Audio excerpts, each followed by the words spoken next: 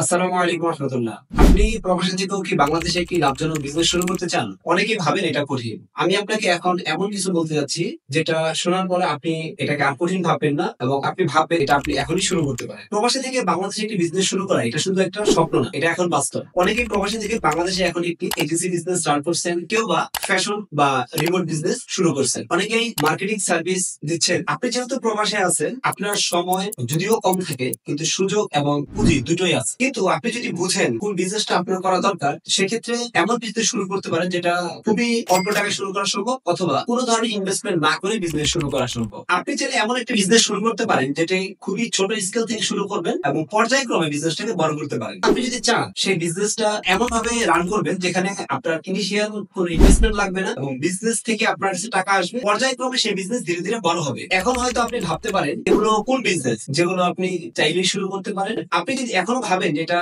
সত্যিই সম্ভব না, তবে আমি আপনাকে এমন কিছু বিজনেসের আইডিয়া দিব যেটা শুনলে আপনি খুব সহজেই একটা বিজনেস শুরু করতে পারবেন সেই আইডিয়া গুলো ব্যবহার করে, যেখানে আপনি হয়তোবা কোনো ধরনের টাকা ইনভেস্টমেন্ট না করে বিজনেস শুরু করতে পারবেন, অথবা খুবই অল্প টাকা ইনভেস্টমেন্টে বিজনেস করতে পারবেন। আপনি যদি একটা বিজনেস শুরু করতে চান যেখানে কোনো ধরনের ইনভেস্টমেন্ট থাকবে না, অথবা খুবই স্বল্প পরিমাণে ইনভেস্টমেন্ট থাকবে, এই ব্যাপারে আপনি জানতে আগ্রহী থাকেন, তবে কমেন্টে ইন্টারেস্টেড লিখুন, আমি আপনাকে ভিডিও লিংক পাঠাবো।